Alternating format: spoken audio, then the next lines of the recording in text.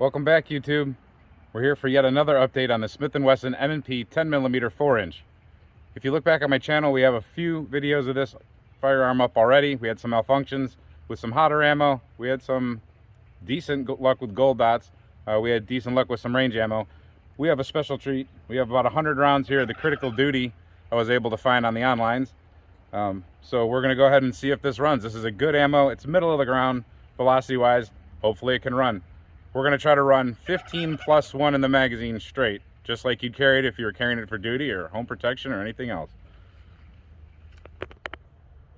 So 175 grain critical duty out of the Smith & Wesson 10mm M&P 2.0 4-inch. There's one in the chamber already. Let's go.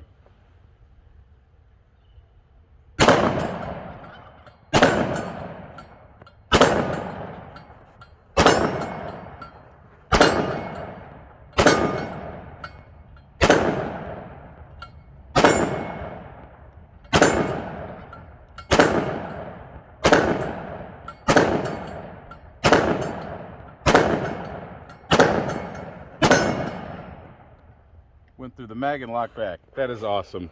I was really hoping that this round was going to do good. This is a great round. We're going to go for another 15+1 critical duty 175 grain. This is a good middle of the road round that I would trust to carry. We're going to shoot at the left target right now, and we'll walk up to it and see how we do. We're at about 21 feet.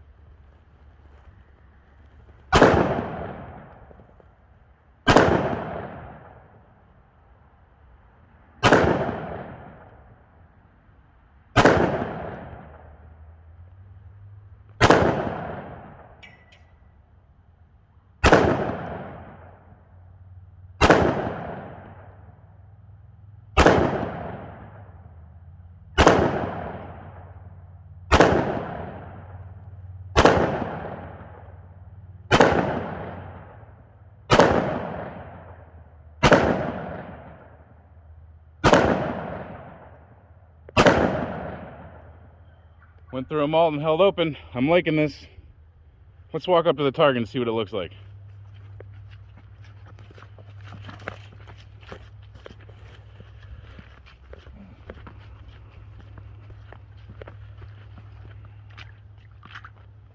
I'll take it. We're going to do another 16+1 Hornady critical duty. It's going good so far. Let's see how we do on paper again.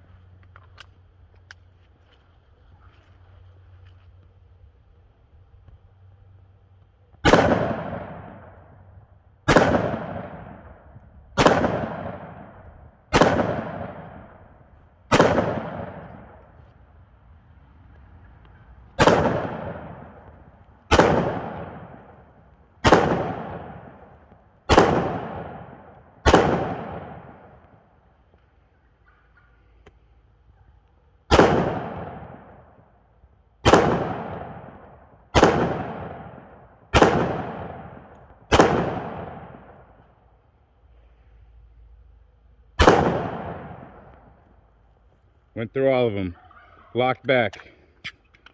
There's the last two out of the box. Went through it. Locked back. Let's say we have a winner here with Hornady critical duty. Let's go look at the target.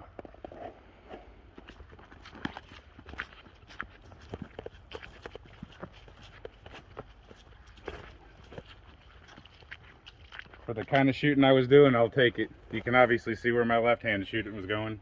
Pulled a little down and to the right. I'll take it. That's definitely my shooting. Alright, we had great luck with the critical duty. I failed to mention, I ran both mags that came with the firearm, so that was both magazines that functioned properly with that ammunition. Just to see how it goes, since we're having luck, I'm going to go ahead and back to the hand loads that I have, which are 4.5 grains of tight group, or 5.4 grains of tight group, sitting on top of a 180 grain extreme bullet. 16+1, like you're supposed to test these things.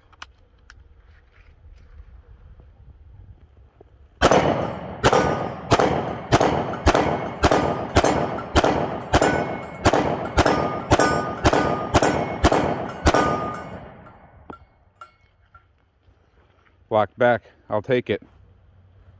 Now, just for fun while we're at it, Here's a little quick thing we're going to try. Everybody says that these are 45 magazines that really have just been rearranged with a different follower to turn them into 10mm magazines.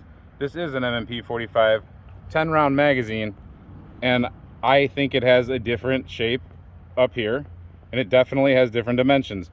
The bullet actually wants to start lifting out of there just a slightly, just a hair, but we're going to try to run it anyway.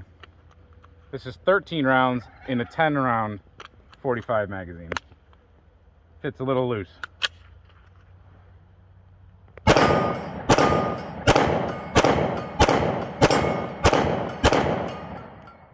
We got to the 8th round with a malfunction.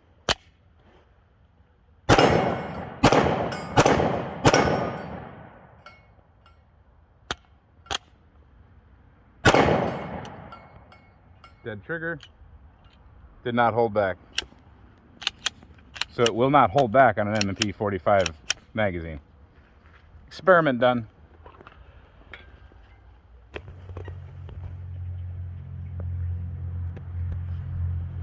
So I did notice a little bit of an annoying thing with this firearm that doesn't happen with the other M&P line that I have personally. This is kind of a weird one, but I carry my firearms 24/7 and I keep them fully loaded. And watch this. This is kind of weird. So we have an M&P 40, we have an M&P 45, then we have the new M&P 10. We have loaded magazines, we have loaded chambers. So what we're going to do is we're going to set them up like we would carry them, starting with the M&P 10mm.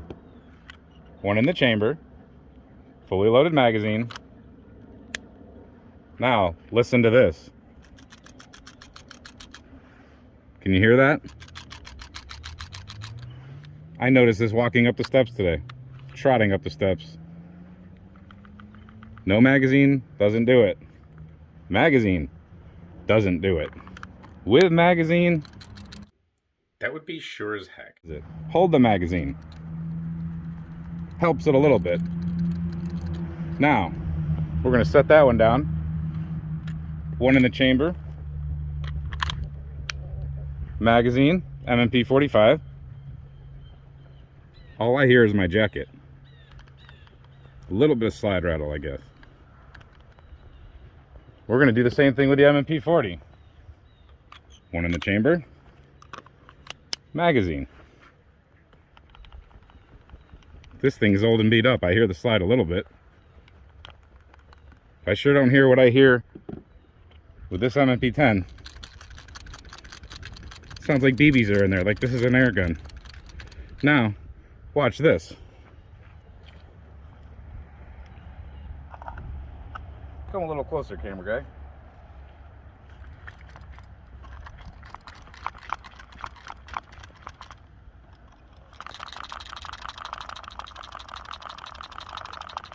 That's not going to be fun.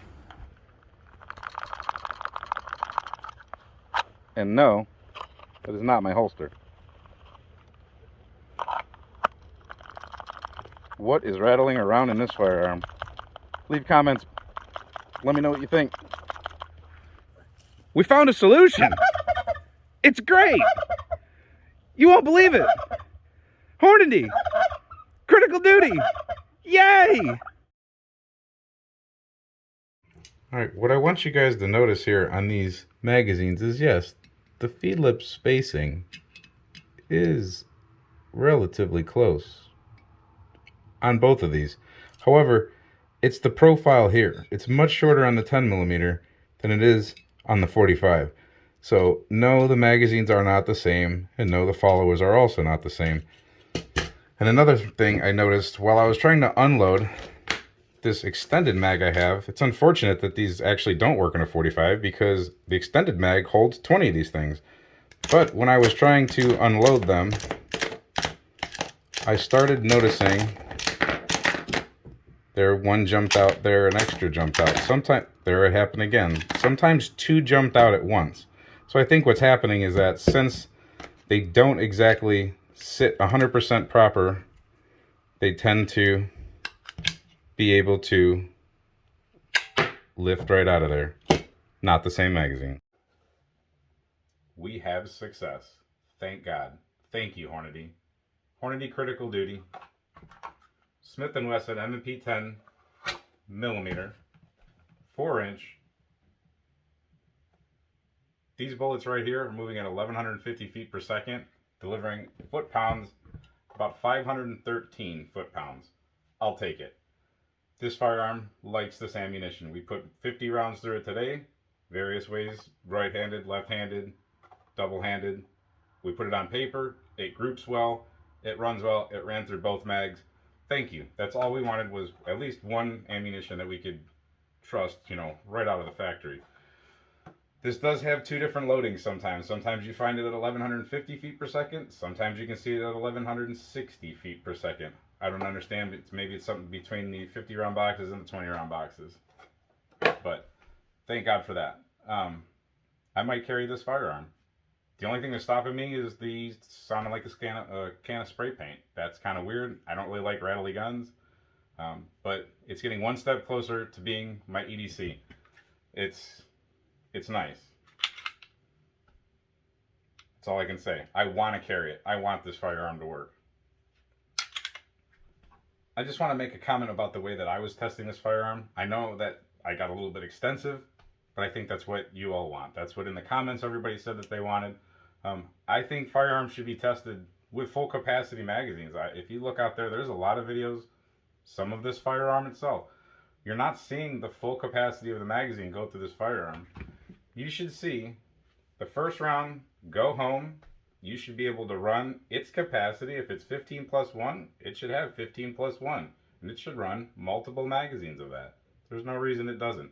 It should have multiple different types of ammunition run through it. There's no reason not to. We did that with this firearm. We're getting answers. I still plan on making other videos about this firearm in particular. We're not done with it by far. So hit subscribe if you like what's going on with this little mini series on the M&P 10. We still do have a recoil spring coming, and I will put that recoil spring in this firearm, and we will go back to the hot ammunition. We will see what happens. But I also have more of this critical duty coming. If you have this firearm, I urge you to get your hands on some of it. But I have some more of this coming because we'll go ahead and run some more of that through it eventually too, I suppose. And that's what I plan on carrying if I do carry this firearm. So thanks for watching. Yeah, please hit subscribe. Comment. Let me know what you think. Appreciate all of you.